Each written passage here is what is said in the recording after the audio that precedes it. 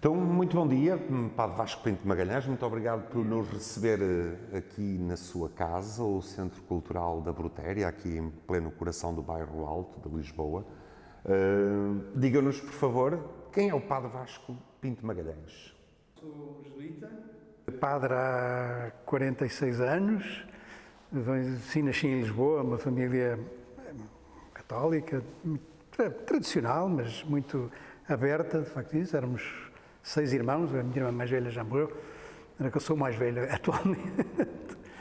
E vivi como, enfim, estudei em Lisboa, fiz aqui a universidade, estudei engenharia e depois entrei no noviciado e a minha vida de padre passou-se entre Coimbra e Porto, saltando de um lado para o outro, ligado a centros universitários, centros de pastoral universitária que tínhamos, e também alguns anos como mestre de noviços, que é uma coisa importante. coisa importante. Também fui em Itália mestre de noviços dos escoteiros, em Roma.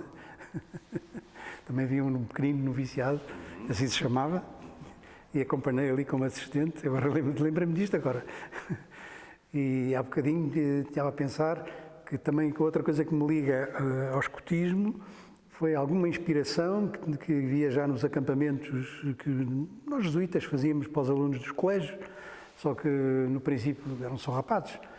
Depois houve ali uma abertura e fundei com um grupito de animadores um movimento de campos de férias, mas sempre em acampamento, que se chama Cantil e que hoje funciona, tem 35 anos.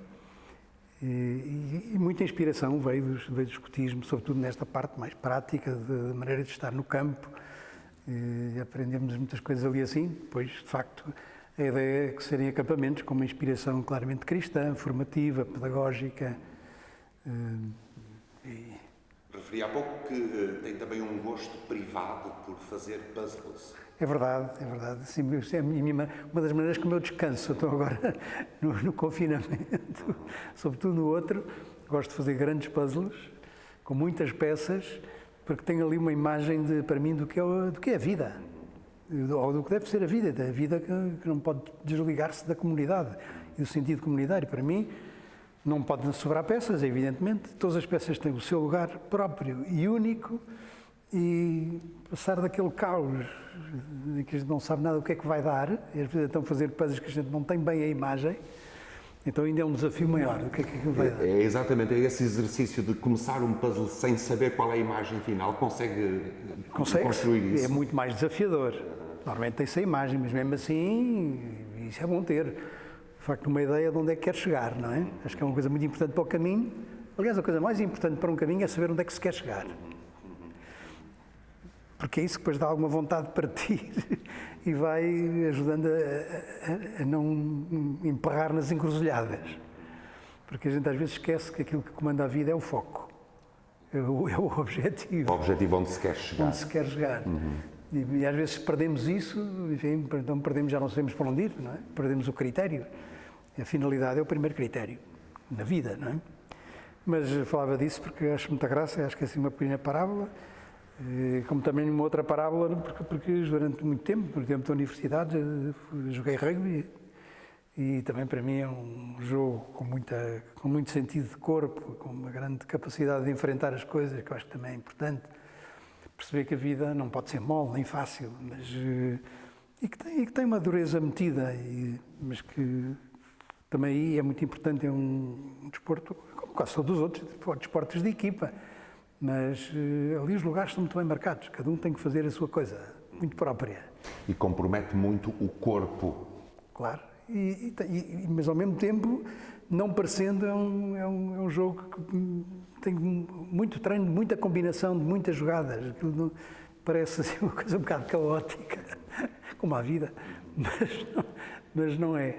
E hoje encontra-se numa outra jogada, aqui em pleno coração do bairro Alto, a levar para a frente um projeto novo da Companhia de Jesus, este Centro Cultural da Brutéria. O que é isso? É verdade, exatamente, um centro cultural que pretende trazer o cristianismo para a interculturalidade. Um bocadinho a ideia do diálogo entre culturas. E é um bocadinho que a parte nova, porque sim, o coração é a revista Brutéria, digamos assim, não é? A revista Brutéria é uma revista dos jesuítas, uma revista cultural também, não é? Que tem mais de 100 anos. Começou num colégio em São Fiel e perto de Castelo Branco, onde havia muitos padres ligados à ciência. Começou mais como uma revista de relação fé-ciência. Hoje é mais uma revista cultural aberta e também ao mundo da arte e da literatura e também da fé e da espiritualidade.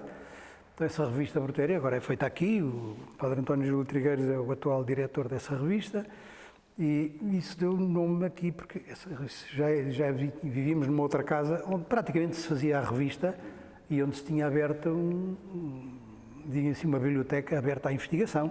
Essa biblioteca passou para aqui, não é coisa pequena, são 170 mil livros, que estão agora ainda em reestruturação nos novos andares que aí temos, mas depois há uma livraria, há uma sala de exposições, há depois, sobretudo, uma mobilização, estar sempre a convidar pessoas que venham debater temas, assim, no sentido do diálogo entre culturas. Portanto, é um centro cultural nesse sentido, onde assumimos a parte que, como nós cristãos e católicos, entramos no diálogo cultural, não é? Para nós jesuítas é muito importante não separar 3 coisas, a fé, a justiça e a cultura. Estas 3 coisas têm que estar sempre ligadas. Sempre ligadas. Aliás, para toda a gente, para qualquer cristão, acho eu, não é? Mas este projeto cultural que aqui estão a desenvolver é também revelador de um tempo em que vivemos, onde as coisas são muito mais fragmentadas, voltando à imagem do puzzle, às vezes a ideia é ficar apenas numa das peças, num dos elementos. Sim, onde perigosamente a gente pode fazer segmentações e fragmentar. Uma das maiores tentações do mundo é não resolver os conflitos pela unidade, mas resolver os conflitos pela separação, criando muros em vez de pontes. A ideia de pontes, que é também do Papa Francisco, mas a tentação hoje do mundo é, de novo, um bocadinho tribalista, né? De fecharmos, independentizações, não nos entendemos, mas o desafio católico, digamos assim, é o da comunhão, é o da universalidade. E não podemos esquecer isso, claro que é mais fácil a gente refugiar-se num cantinho onde todos mais ou menos estamos orientados para o mesmo. Outra coisa é o diálogo, aberto às vezes a coisas muito complexas, não é? Mas sem diálogo, acho que o diálogo é uma das fontes do crescimento. Uhum. Muito bem. Ao longo da sua vida, com todas essas iniciativas apostólicas, o exercício do ministério, o acompanhamento de jovens, particularmente jovens universitários, jovens a entrar para a Companhia de Jesus no tempo inicial da sua formação, uma experiência tão vasta no acompanhamento individual e em grupo de pessoas. Diga-nos, como é que as pessoas amadurecem? Bom, de muitos modos, não é? Nem há uma estratégia, nem assim uma receita, porque amadurecer, de facto, é cumprir sem esgotar o ciclo que nos torna capazes de fazer verdadeiras decisões amadurecidas, bem pensadas, críticas, e por isso uma das coisas que eu creio que é muito importante para o amadurecimento é o exercício do pensamento crítico. Que hoje existe uma falta grande na escola e em todos os movimentos de educação. A primeira coisa que a gente devia ser educar, antes de instruir mesmo, era educar-nos para o pensamento crítico. No fundo, isso devolve às pessoas um certo protagonismo na condução da sua própria vida. Exatamente. E também lhes oferece um olhar crítico sobre a realidade. O pensamento crítico, no fundo, é isso. Não é só saber coisas, mas é saber avaliá-las, saber ponderá-las, saber distingui-las. E isto é uma coisa que hoje é muito, muito importante. A aprendizagem da distinção das coisas para depois poder fazer boas escolhas. Porque também dos sinais da maturidade é a capacidade de fazer boas escolhas. Uma terceira coisa é o ter superado crises, coisas que a gente não gosta, mas que nos ajuda a ser maduros, porque evidente, como nada é uma linha reta neste mundo e corretamente somos vulneráveis a tantas coisas, não se cresce sem crises. Aliás, o crescimento é a superação de crises. Estamos em adolescência em adolescência. E digo assim, a superação de uma adolescência é um processo de maturação. E por isso vai havendo graus de maturidade à medida que vamos superando crises. Então a ideia não é evitar as crises. Não, a ideia exatamente, mas não é andar a inventá-las.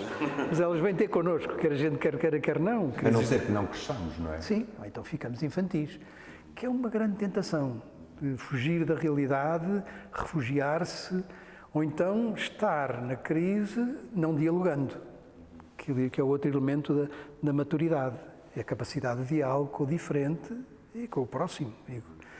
Porque um diálogo construtivo, a gente às vezes não dialoga, anda a discutir, anda entrincheirado, a dizer coisas, a dar tiros para lá e para cá, e é por isso que a gente percebe que vamos tantas vezes por desistir da conversa, porque afinal não é conversa, não é vai e vem. Um tiro de cá, um tiro de lá, e tantas vezes não se resolve nada. Portanto, parecia-me que o pensamento crítico, a superação de crises, o diálogo que tende a compreender a outra parte e tirar dela aquilo que realmente possa ser integrável, não é? Porque se à partida já excluímos, vivemos num mundo com uma grande facilidade de exclusão, não é? De descartar peças do puzzle. Na verdade, o processo de amadurecimento tem em vista a superação de crises, sim, e a tomada de decisões, não é? Decisões. De fazer escolhas. Exatamente.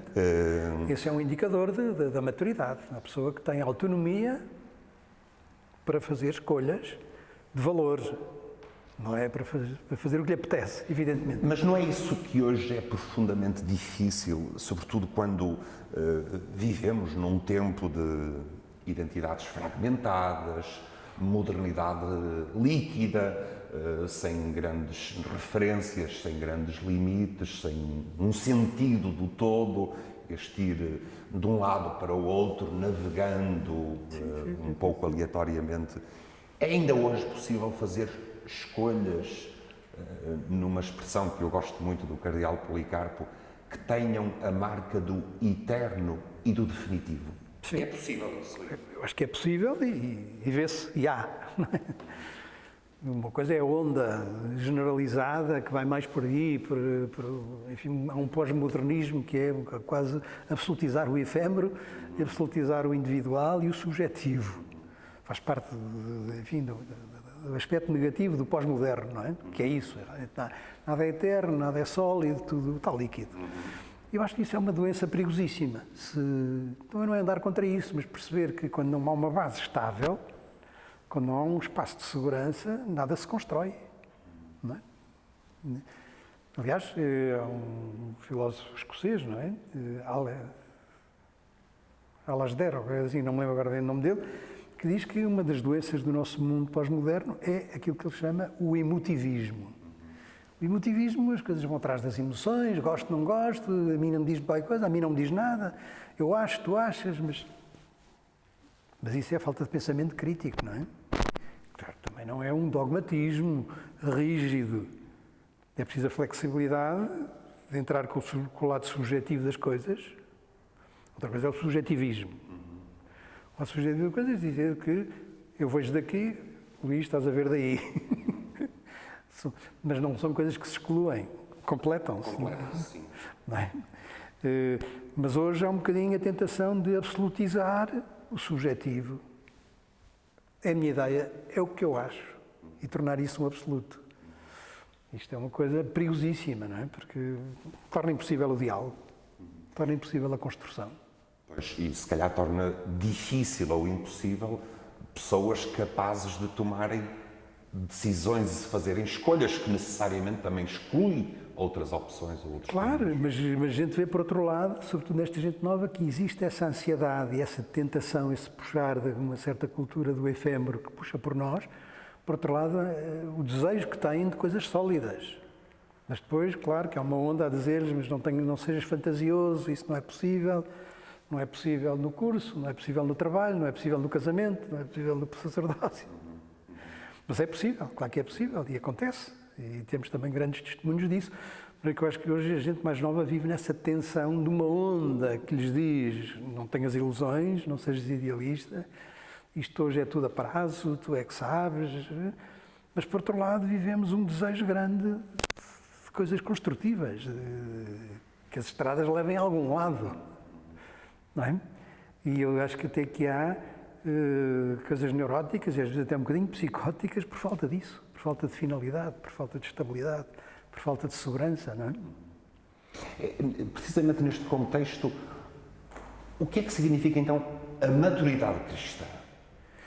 Bem, a resposta mais imediata, a maturidade cristã, é tomar como caminho de vida Jesus Cristo. Pronto. E segui-lo. Mas acho que a maturidade cristã é, na minha maneira de ver, tirando isto, que eu disse assim, a moldura grande, a moldura e o fundo. Sim, onde nos movemos. E o pano de fundo, onde nos movemos, a maturidade cristã é isto, é tomar o Cristo como o meu caminho, a minha verdade, a minha vida. Não é? E portanto tenho aí as grandes balizas da minha maneira de estar, mas por outro lado creio que é assumir o caminho de ter uma atenção àquilo que é humano e humanizante. Porque às vezes também aqui há uma falha. Cristo veio humanizar-nos. E, portanto, o cristianismo está em função da humanização. Em função de tornar as culturas mais humanas. Em função de tornar a vida mais humana. E este é um grande critério. E portanto, o cristão há de ter esse critério. Não foge do mundo, mas está no mundo para o humanizar. Parece um pouco paradoxal, porque por vezes o medo é esse, é que a relação com Cristo nos venha tirar algo do que a vida tem de bom, de belo, de grande, não é? Paulo Luís, mas é o contrário. Acho que há algum problema aqui também muito importante para a maturidade cristã, que é a catequese saudável ou não saudável que temos. E saudável, digo que adulta, com sentido crítico, porque se é um seguimento infantil do Evangelho, um saber uns cumprimentos de uma prática que se reduz a cumprir umas quantas obrigações dominicais, que não tem nada contra isso, mas se isso é uma coisa que eu cumpro exteriormente, um cristianismo que é pôr ao lado do mundo ou fora do mundo, uma fuga mundi, não tem nada a ver com Cristo. Cristo mergulha, encarna nas estruturas, encarna na cultura do seu tempo e nos manda encarnar nas culturas de cada época e de cada região. Aliás, a evangelização é inculturação. Esse texto do Papa sobre a Amazónia é uma pequena maravilha sobre isso, não é? E portanto, aí tínhamos que perceber que há aqui há um erro de formação e de educação do que é ser cristão. Não é ter um conjunto de práticas e uma fé que, se não se autocritica, torna-se uma coisa beata, pietista, que compreende, porque às vezes as pessoas encontram uma certa segurança, mas perde o essencial, que é a experiência de corpo e a experiência de missão. Portanto, uma espiritualidade fechada, individualista, por muito que seja dita que é crente, e é, de alguma maneira, mas perde qualquer coisa de fundamental no cristianismo, que é a evangelização. A evangelização é a humanização da criação. É levar a criação às suas últimas consequências. Há bocadinho falava nesta interface, nesta correlação entre a dimensão subjetiva e a dimensão objetiva, não é? Como é que se pode integrar num percurso pessoal, numa história de vida, que tem sempre lentidões, recuos, como é que se pode integrar isto com exigências objetivas, pelo facto de se pertencer a uma comunidade cristã? Podem definir-se critérios, etapas para esta maturidade. Enfim, lembramos, por exemplo, a questão dos sacramentos da iniciação, a participação na Eucaristia Dominical, a reconciliação, o matrimónio, enfim. Podemos ater-nos a estes critérios com alguma objetividade? Sim, a objetividade é a finalidade. Não é um estatuto, não é uma ordem fixa.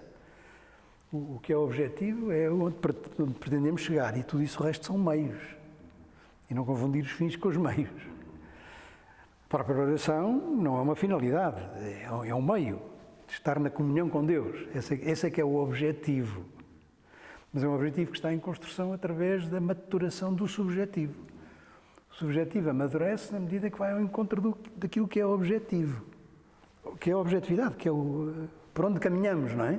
Porque às vezes pensamos que objetivos são as normas claras. Não, isso são princípios que temos que considerar, mas para isso temos que aprender a obedecer, não uma obediência infantil que me ilumina a minha subjetividade, porque cegamente cumpro e digo que é a norma objetiva, mas são os princípios normativos que não contradizem, mas são desafios e guiões para a minha subjetividade não se instalar.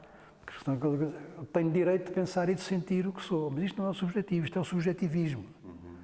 O subjetivismo é perigoso. O subjetivo é a minha maneira própria de ver que comparticipa depois com outras e se confronta com outras e então cresce a caminho do objetivo, não é? Sim. Porque às vezes há aqui uma confusão destes termos. Portanto, o objetivo não é a obrigação de ir à missa. Isso é uma norma objetiva? Não, é uma proposta objetiva, concreta, de alimentar o meu caminho cristão, que é em ordem à comunhão. E por isso tenho que aprender a comungar cada vez melhor. Porque senão vou à missa, está resolvido, cumpri. Isto é uma coisa infantil, não é? Porque não é um processo. E aqui o que conta é o processo, não é o acontecimento. O acontecimento, ali. Mas o acontecimento tem um antes e tem um depois. E os acontecimentos alimentam, de alguma maneira, o processo. E a vida tem que ser entendida no seu dinamismo, no seu processo. E por isso o objetivo está lá e vamos a caminho dele, amadurecendo a nossa subjetividade. Não sei se me explico. Sim. Não é? Sim, mas, por outro lado, quando no contexto de uma comunidade que tem uma organização, que tem estruturas, que tem etapas, que tem tempos, estas referências ajudam a pessoa também a estruturar-se, a posicionar-se, a relacionar-se, a sua subjetividade, o seu processo, o seu caminho com o processo da comunidade da qual faz parte. Sim. Faz parte do crescimento, assim, a gente cresce por etapas. Há bocadinho dizíamos, cresce por crises, porque para abraçar de uma etapa para outra, mais profunda, passa-se ali uma crise. Perde-se um bocadinho o pé para passar para uma fase mais profunda. Mas as etapas são importantes, fazem parte da formação, não se faz tudo ao mesmo tempo. E por isso o objetivo é onde é que se quer chegar. E depois há objetivos parcelares. Qual é o objetivo desta primeira etapa? Não é? Qual é o objetivo desta fase da vida? Por isso é que tudo é gradual, não se faz um curso sem etapas, não é?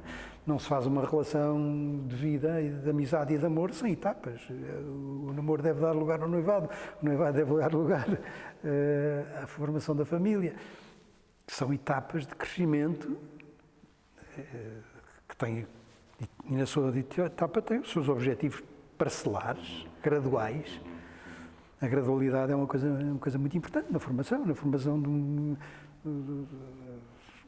não só na escolar, mas no escotismo, os degraus todos que há, não é? Os passos todos que há a dar, são muito importantes, marcar metas, cumprir depois esses objetivos. Aliás, a educação é feita por objetivos, que vão pedindo mais exigência, porque a pessoa está mais capaz, porque superou, de alguma maneira, aquelas etapas. Outra coisa é quando isso se torna assim uma coisa, pronto, eu faço isto, cumpri, isso é objetivação já um bocadinho exagerada. Pronto, não, vou à missa, está feito. Posso ir à missa cada vez mais em comunhão com Deus e com os outros. Pois. Gostava de aprofundar um bocadinho esta dimensão dos sacramentos no processo da maturidade cristã. Quer dizer, no processo de crescimento de cada um, de cada história, não é? Porque muitas vezes eles são vistos simplesmente como essas marcas exteriores. Cumpri isto, fui batizado, fiz o crisma, fiz a comunhão, casei-me, fui ordenado. Eles também são proposta de um crescimento espiritual, de um amadurecimento. Como é que se integram estas duas dimensões? Uma catequese que não seja impor práticas, mas que seja descobrir quais são as coisas que alimentam este processo. Porque os próprios sacramentos e a formação espiritual, intelectual e cultural são alimentos. Aquilo que não se alimenta não cresce, não é? Portanto, não são obrigações que eu cumpro. Ponho uma cruzinha, está feito. Missa ao domingo. A missa ao domingo é um alimento para a semana. Não é uma coisa que eu cumpro para estar em regra. Pronto, eu cumpri. Porque isto é muito infantil, não é? Se eu fico na fase infantil, é isso. Pronto, os pais mandam-me à missa, o catecismo diz que é obrigatório. Mas isto é uma infantilidade, não é? Pois, e pode ser uma infantilidade de adultos, não é? Que cumprem essas normas ou essas regras para... Luís, todos nós temos zonas infantis e outras mais amadurecidas na nossa vida, não é?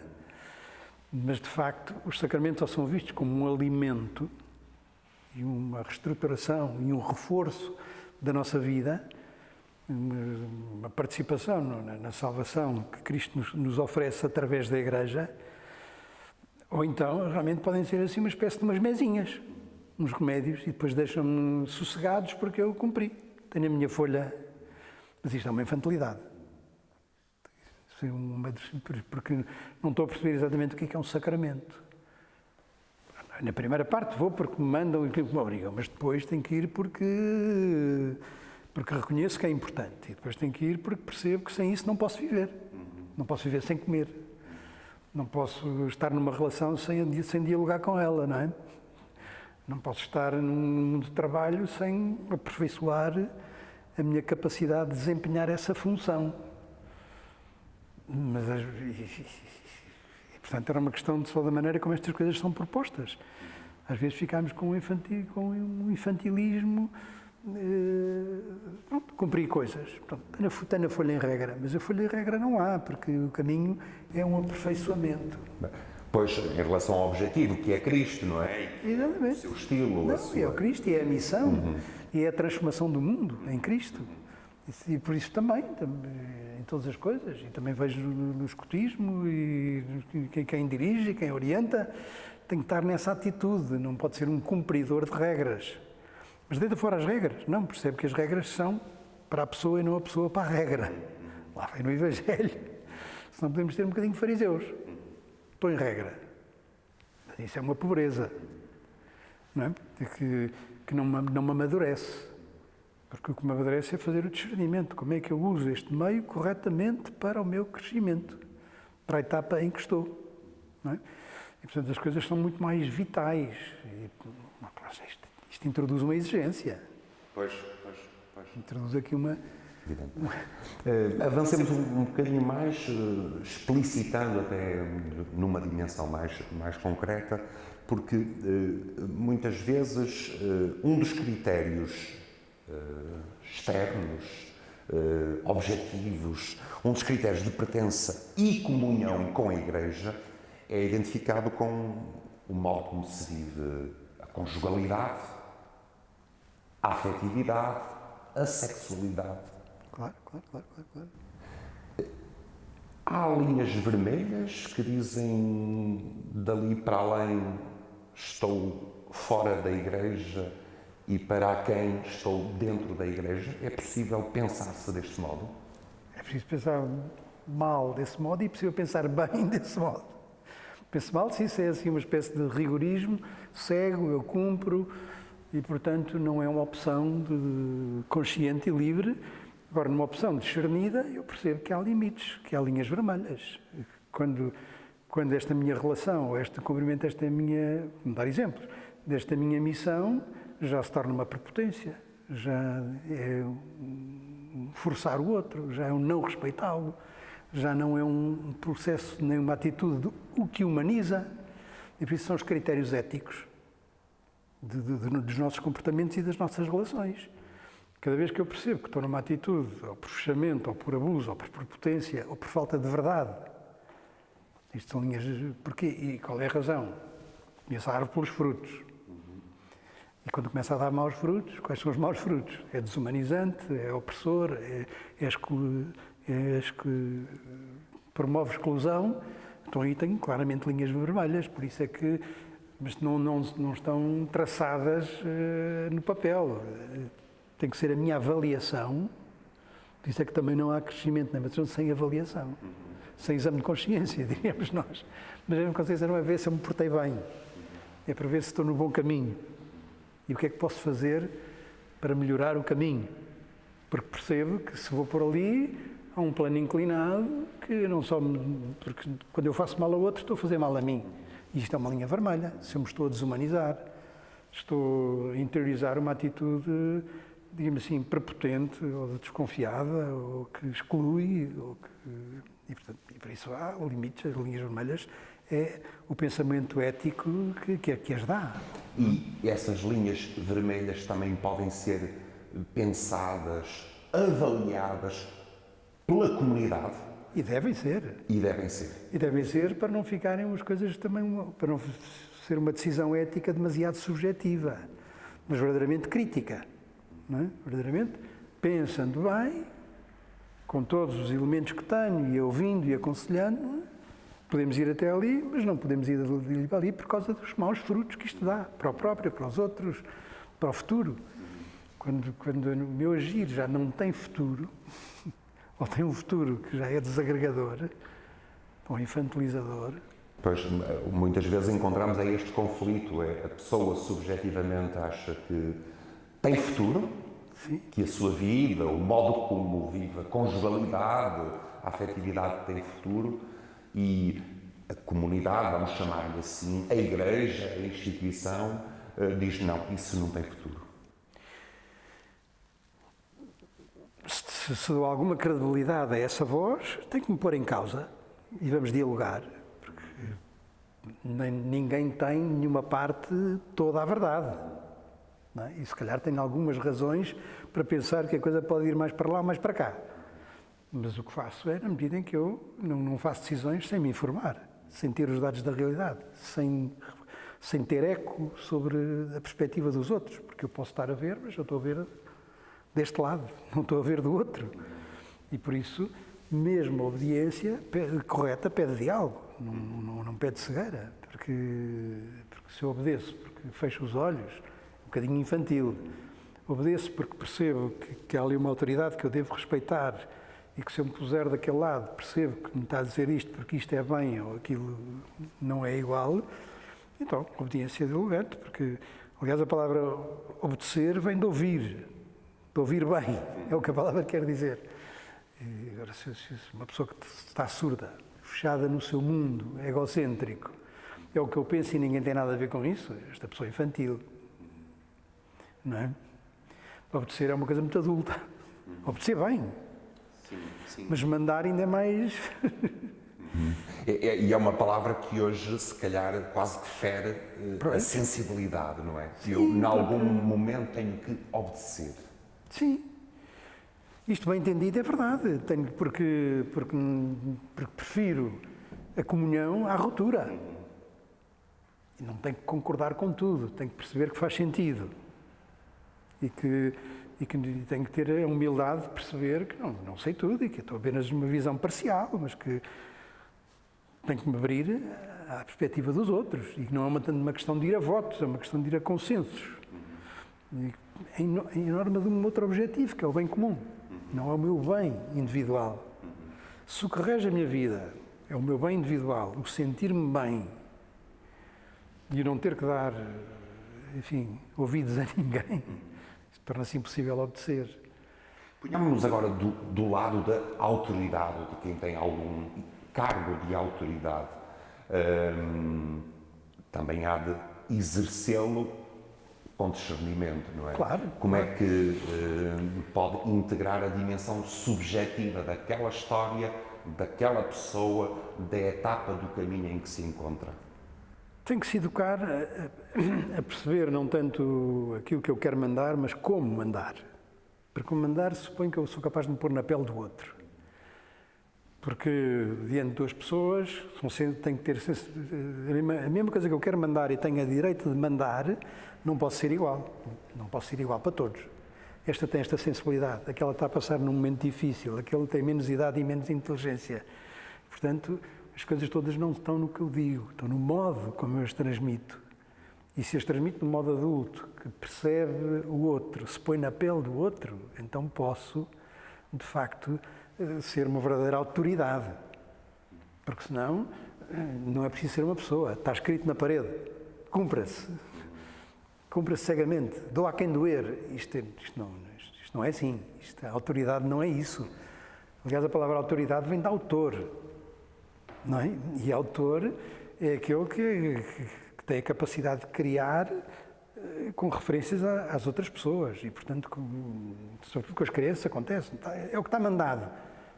Mas como é que isto se transmite a um miúdo de 10 anos, um jovem de 17? Então sim, sou um verdadeiro autor porque não estou a dizer coisas teóricas, estou a relacionar-me com pessoas que estão em situações concretas.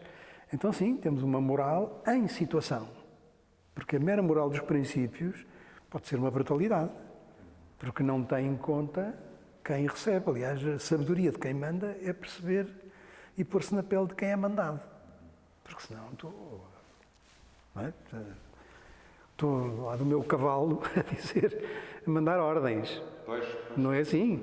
Aliás, como é que Jesus manda? Pondo-se ao nosso nível, baixando-se, encontrando a nossa linguagem, falando a linguagem dos pequenos e dos pobres. Então ganhou imensa autoridade. E este também é um desafio, falando de maturidade cristã, para a Igreja como comunidade, como instituição, precisamente num tempo, como há bocadinho falávamos, líquido, fragmentado, onde as pessoas vivem num ambiente cultural com dificuldade de tomar decisões, de fazer escolhas, de viver a crise na sua profundidade. Isto também é um desafio para a própria Igreja, no exercício da autoridade, da promoção do outro e do seu crescimento, de saber usar uma linguagem, uma relação inculturada, digamos assim. Exatamente. Não, mas é isso mesmo. Isso é evangelizar. Essa maneira de mandar é evangelizar e temos enfim, os grandes homens e mulheres da história da Igreja que souberam ter autoridade sem ter autoritarismo. E, portanto, sabiam que estavam a falar com pessoas e mesmo aquilo que eu tenho a dizer é para a pessoa e não a pessoa para a coisa. Senão era coisificante. E, de facto, a Igreja tem que ter a sua autoridade e reconhecida, mas não pode se tornar uma instância distante com autoritarismo de do a quem doer. E por isso manda-nos à nossa reflexão e agora temos que ponderar e ver, não é? Claro, não quer dizer que não tenhamos feito isso muito. Todos nós, não é? Porque uma das coisas importantes também para a maturidade, em relação à comunidade, que às vezes eu digo sempre, quando falamos da Igreja não estamos a falar deles, estamos a falar de nós. Nunca uses eles na tua cabeça. Porque às vezes falamos da Igreja como uma entidade externa. Mas eu só posso falar da Igreja como quem fala da minha família. Falo de nós. Nós somos a Igreja. E por isso, mas muitas vezes, eles, os padres, os papas, os não sei quê, os não sei. Bom, já estamos fora do tom. Não é? Já estou a falar de uma entidade mais ou menos abstrata que tem força de se impor Mas isto é exatamente uma falha enorme de compreensão do que é ser batizado. Ser batizado é pertencer a um corpo, como um membro vivo e único e que se reconhece nessa família. Posso discordar, posso discutir, mas realmente não posso imaginar a Igreja como um poder externo que me infantiliza, não é? E realmente isto eu acho que é mesmo importante, não é? Essa é uma boa questão, porque na maturidade, uma pessoa madura também é uma pessoa capaz de ter dúvidas, de experimentar novas crises. Sim, sim. Também é capaz de contestar, de protestar contra alguma das orientações da própria Igreja. Exatamente. Posso e devo contestar num sentido de diálogo, de apresentar a minha subjetividade como um valor, mas não no sentido de impor ou de me pôr de fora a criticar, não. A reforma faz-se por dentro. As reformas verdadeiras da Igreja são feitas por dentro. A reforma de uma família não se faz saltando fora, mas faz-se modificando os comportamentos, modificando as relações, fazendo-as crescer, não é? E, portanto, aqui sim há também uma educação ao diálogo interno das coisas. E ser maduro não significa não ter dúvidas. Isso é um disparate, não é? Porque é uma pessoa que já está no fim do caminho. Mesmo no fim do caminho temos, às vezes, grandes dúvidas e grandes crises. É normal ter crises. É saudável ter crises. Significa que eu estou a precisar de me readaptar à realidade. Significa que estou a esgotar uma fase. E não significa porque acabou ou porque me enganei. Significa que é preciso ir mais longe. A crise é uma oportunidade. Não é? E é muito importante, não é? Uma oportunidade de crescimento. E, portanto, é normal ter dúvidas. Só não tem dúvidas quem é cego ou está completamente autossuficiente, pensar que já sabe tudo. Não, cada vez que há um desafio eu percebo, afinal, isto não está bem pensado, afinal há aqui uma coisa, afinal, aquilo que eu sabia agora já não está a dar. Então, enganei-me. Não, tens que crescer. Às vezes a comunidade convive mal com pessoas que interrogam, que interpelam, que protestam porventura em algum momento, mas se calhar até é um sinal de maturidade, alguém que é capaz de levar a sua pergunta com vigor, com persistência. Claro, às vezes é um modo como eu protesto. Se eu tenho um protesto autossuficiente, arrogante, que não quero ouvir, outra coisa é quando eu dou o meu contributo desta perspectiva, que amadureci, refleti e sinto a obrigação de dizer, mas olha, eu não vejo assim, vejo assado. Mas também tenho que admitir que não tenho toda a razão. Quem protesta convencido tem toda a razão, não está a protestar. Porque não está a contribuir para o bolo comum. Não está a contribuir com a sua visão e às vezes protestar forte, porque, sobretudo, se eu tenho que apontar defeitos, coisas que estão a pisar a linha vermelha, ou já pisaram. Mas não posso também passar para a fase de que eu é que sei. Tenho a minha perspectiva, devo defendê-la, na medida em que estou convencido que contribui para a consciência comum e para o bem comum, não é? Porque senão demiti-me. Não é? Eu lembro-me de um texto já muito antigo, creio que é de um teólogo, Juan Alfaro, que interrogava: é a Igreja uma casa intelectualmente habitável? É a Igreja uma casa onde se pode pensar, questionar? Deve ser, e acho que é. Agora, também há muitos infantilismos, também há muitos grupos, também há muitas comunidades, também há muita coisa e nem tudo tem a mesma avaliação. Portanto, também, se não podemos falar da Igreja eles, também não podemos falar da Igreja como um todo homogéneo, que também está em processo, também está a Igreja, a própria Igreja, todos nós estamos em processo. E temos boas fases e más fases. E até temos fases de pecado, em que nos enganamos e que temos que nos reconverter. Mas o ideal de sermos Igreja é de sermos uma coisa que eu gosto de dizer, é de sermos uma comunidade de amor inteligente. Acho que uma das grandes crises é que às vezes temos a ideia do amor. O amor é que salva. Mas o amor que não é inteligente não salva. O amor discernido. Porque O amor inteligente percebe o que é que o outro precisa, como precisa, quando precisa. Porque o amor pode, senão, ficar uma espécie de uma pieguice, uma simpatia, gosto de ti, tenho pena de ti, mas isso nem sequer é misericórdia. O amor verdadeiro, a verdadeira caridade é inteligente, eficaz, centrada no outro. E muitas vezes não é esse o amor que pregamos. Eu voltava à sua imagem do início e do rugby, como um desporto de luta, não é? Sim. Que exige entregar-se, entregar o corpo. Sim, não. E ter, agora gosto de dizer, resiliência e não ficar estendido à espera que venham fazer umas festinhas. Temos que ir à luta, mas a luta não é esmagar o adversário, é progredir no caminho, sabendo que há resistências, minhas, resistências do outro lado, em que a vida não é fácil. Nem tem que ser, porque temos que nos superar em muitas coisas. E do outro lado não é o inimigo, é o adversário que faz resistências, porque a conjugação, e por isso é que também o bom resultado não é ganhar, o bom resultado é jogar bem. Não estamos neste mundo para que a minha equipe ganhe, mas para que a minha equipe jogue bem, contribua para uma construção de um mundo melhor, não é?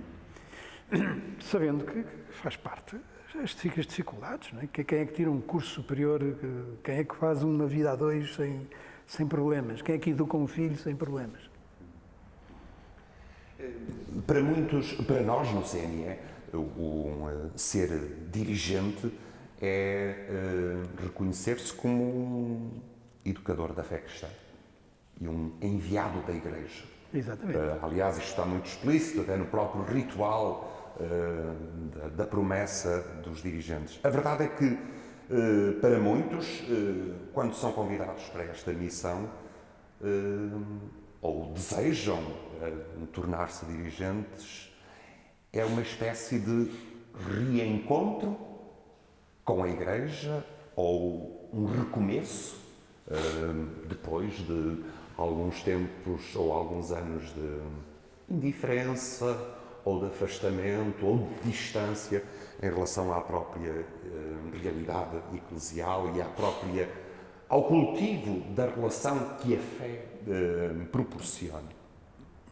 Como é que se pode identificar esta disponibilidade para caminhar com a Igreja e ir mais longe e mais fundo na experiência da bondade e beleza da fé em Cristo? Como é que isto se pode perceber que há nesta, na outra pessoa, esta disponibilidade e este desejo? Pois, é complexo. Mas parece-me que há aqui algumas coisas que temos que primeiro interiorizar e perceber que dirigir é mais do que mandar, é provavelmente orientar, mostrar caminhos, que num caso destes quem dirige é um mandatado e portanto tem que estar em espírito de serviço e de missão, não portanto como não apareço ali como uma autoridade, mas estou ali como um servidor, porque tenho uma mensagem a passar, que sou mandatado para ela.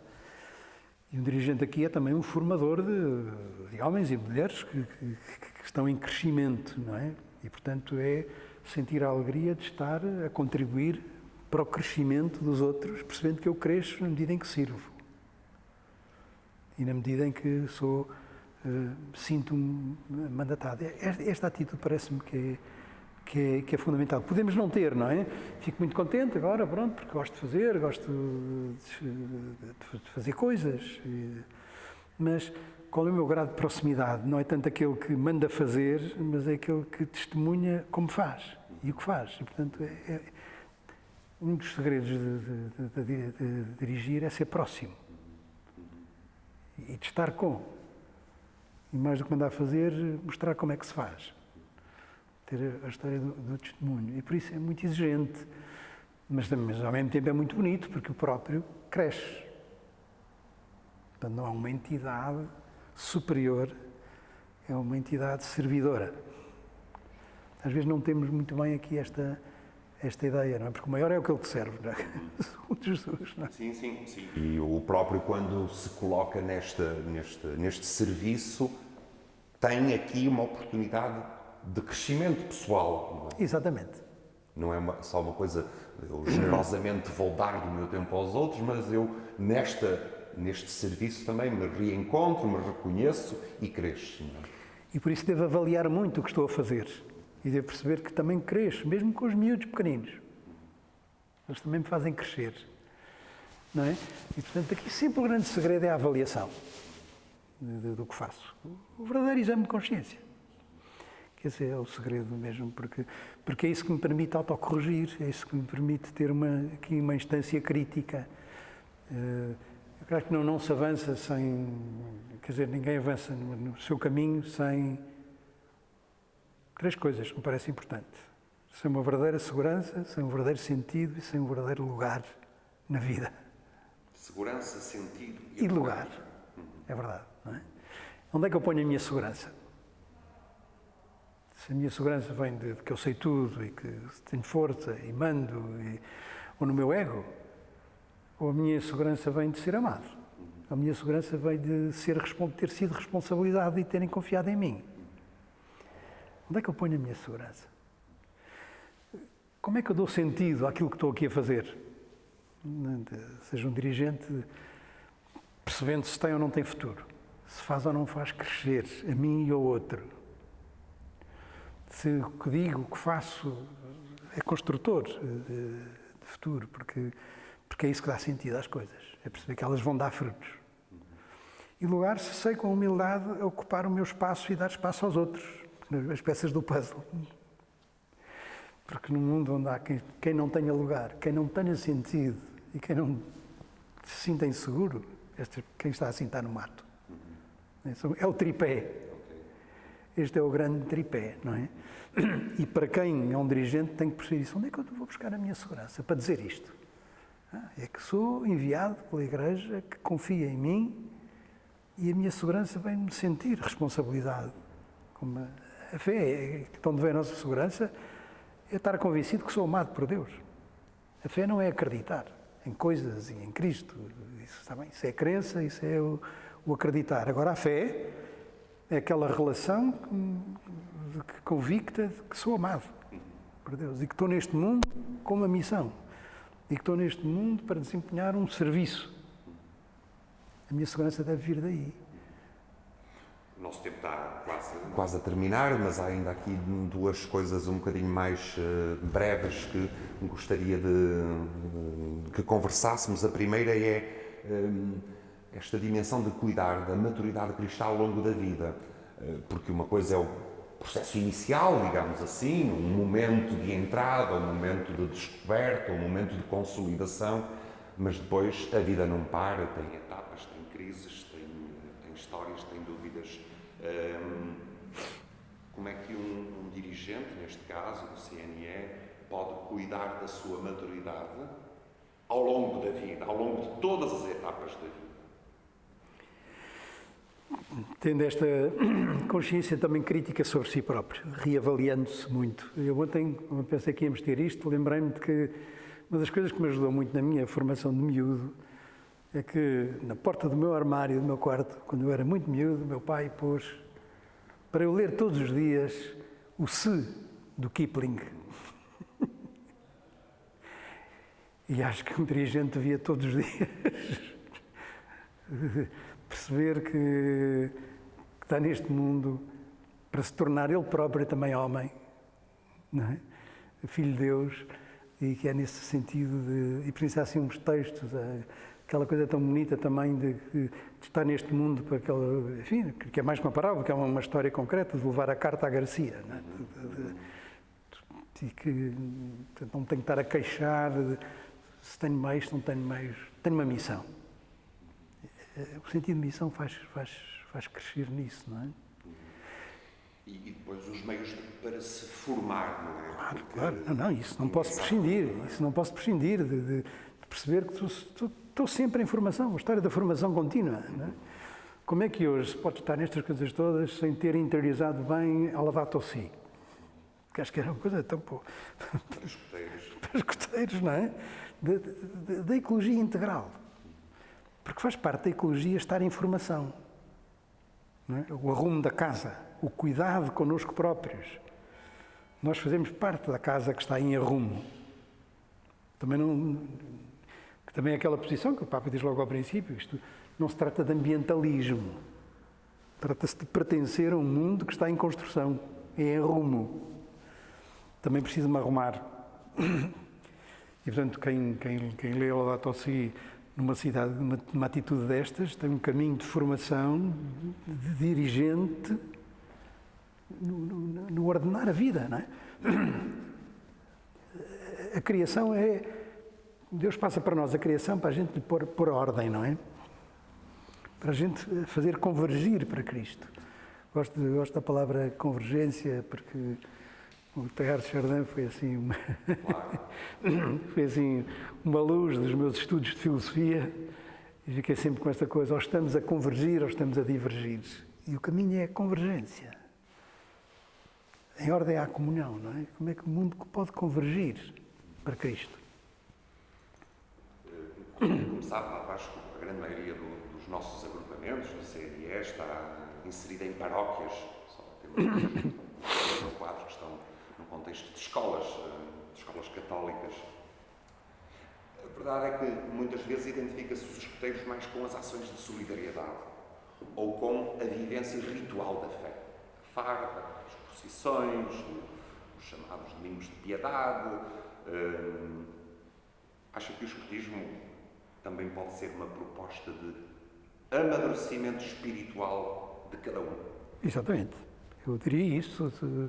Diz mesmo, tem que ter uma espiritualidade própria. E, por exemplo, este texto do Papa sobre a ecologia pode ser uma fonte de grande espiritualidade, sem tirar nada ao Baden-Powell, sem tirar nada ao passado e às raízes e à tradição tão forte e tão rica que tem, mas ou há uma espiritualidade, e a espiritualidade é muito mais que os exercícios espirituais, essas coisas todas que dissemos, que fazem parte de um alimento espiritual, mas uma espiritualidade é um modo próprio de sair de si em direção ao outro. Qual é o carisma próprio do escutismo? E de cada um? Se não desenvolve uma espiritualidade, eu creio que vai andar às apalpadelas e que acaba por depois ser uma boa pessoa, que faz coisas, que ajuda, que está disponível. São tudo grandes valores. Mesmo essas participações, a não ser que se tornem tão formais que são formalistas. Pronto, eu vou lá, porto-me bem, tenho a farda limpinha e ajudo quem for preciso. Já ver quem ajuda já não é nada mau. Claro. Mas o desenvolvimento de uma espiritualidade, não é? Este é o modo próprio de estar na vida e de estar na igreja e encontrar os elementos, não digo teóricos, mas os elementos construtivos de alimentar essa via. Eu acho que tem, há aí uma espiritualidade, mas essa pode ser envolvida e, portanto, não só faço isso, como também pode ser um formador do cuidado com o mundo, do cuidado com os outros.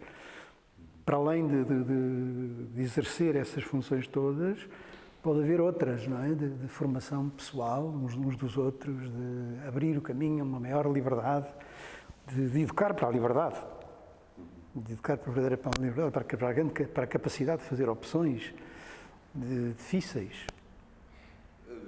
Quase a concluir mesmo, vou exatamente a esse tema da liberdade e das opções difíceis. Nós vivemos claramente num mundo muito plural. Aliás, este centro cultural da Brutéria é um pouco o sinal disso mesmo, não é?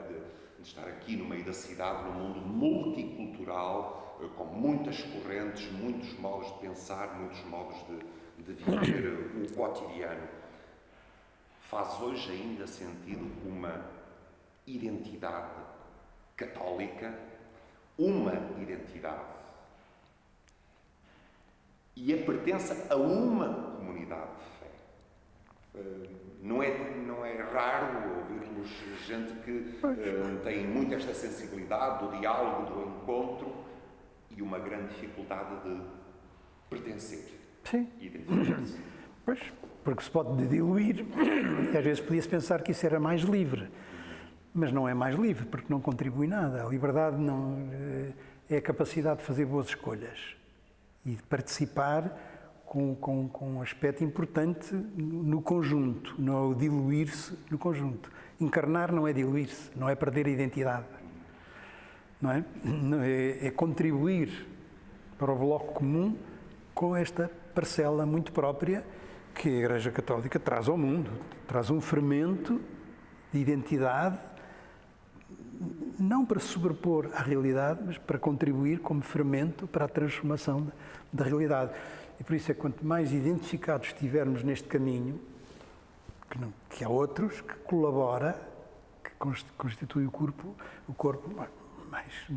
mais sabemos quem somos. Porque a perda de identidade é um desastre, não é? Porque é a diluição, já não colaboro com nada. O que é que eu tenho a apresentar? Qual é o meu contributo? De facto, essa tentação hoje tem porque se confundiu globalização com massificação. Ora, a globalização passa por não perder o lugar. O lugar, pois, exatamente. O lugar, não é? Porque o global não é a massificação. Aquela coisa tão bonita do Papa, que o poliedro é mais perfeito que a esfera. Ele diz isso na alegria do Evangelho, porque a esfera é uma abstração e seria um engano, todos os pontos iguaizinhos uns aos outros, portanto ninguém se distingue, massificámos-nos, perdemos a capacidade da diferença, porque é a diferença que nos enriquece. É o meu contributo com os protestantes, com os muçulmanos, com os ateus, que enriquece a realidade. E por isso aquela coisa tão espantosa de Papa dizer, não, o poliedro, as facetas todas, não perder nenhuma, não eliminar nenhuma das diferenças, mas confundimos igualdade com igualitarismo. E então introduzimos uma dimensão que é uma mentira, muito perigosa, não é? Nós, de facto, não somos todos iguais, somos todos irmãos. E os irmãos são todos diferentes. E essa é a riqueza da família. E uma igreja monolítica, uniforme. A unidade não é uniformidade. A unidade é a conjugação das diferenças, tirando proveito delas, não é? Portanto, há aqui toda uma maneira de pensar que tem que ser revista. E acho que a evangelização é ajudar a pensar, antes de mais nada. Pensar criticamente é o segredo. É o segredo, muito bem. Imagina que tinha diante de si um grupo de jovens adultos com muitas histórias de vida, uns que tiveram um percurso escotista na sua infância, na sua juventude, outros que de repente, porque têm os filhos no escotismo, foram desafiados para serem dirigentes, outros que gostam muito do escotismo, mas não conhecem ou estão longe da Igreja. O que é que os desafiaria a todos? Esta oportunidade de ser dirigente do CNE, que desafio lhe poderia apresentar? A primeira coisa eu diria que olhem isso como uma graça de responsabilizante, é o que a gente precisa, é de nos responsabilizarmos uns aos outros e de reconhecermos as qualidades uns dos outros, porque todos temos lugar e precisamos de ter. E, portanto, reconhecer isso como uma oportunidade de crescimento e de serviço. E, portanto, não tomem isso tanto como um desafio ou uma espécie de obrigação, porque também passei por lá. Não, como mais uma oportunidade na vida de eu próprio crescer, ainda que... E diga, não, nesta idade... Não, em todas as idades se cresce. Em todas as idades se cresce. Em todas as idades Quando se é que se cresce. fica maduro? Não há. O processo todo é um amadurecimento. A plena maturidade é a comunhão com a sua diferença, que mesmo aí na comunhão vai crescer. Portanto, não há este desafio de comungarmos todos no amor de Deus, não é? Portanto, a primeira coisa que eu diria era isso: aproveitem esta oportunidade, se te estão a responsabilizar. Agora, criticamente, não te iludas. Tens que conhecer os teus limites. Porque a maneira depois de ser concreto é quando eu também reconheço os meus limites. E, portanto, também vou na atitude de não tanto de mandar, mas também de aprender e de contribuir com a minha parte, não é? Muito bem, Padre Vasco, muito obrigado pela disponibilidade para conversar connosco e queria só desejar também muitas felicidades para si e para este projeto que a Companhia de Jesus ainda está Estamos a começar, apresentar, estamos a começar, estamos aqui as apalpadelas, o diálogo e desta coisa toda. Eu também desejo muito que o CNE cresça, floresça, não tenha medo das crises, se reinvente, encontre uma espiritualidade cada vez mais arraigada no Evangelho, sem perder nada do que recebeu. Muito bem. Muito obrigado, Padre Vasco.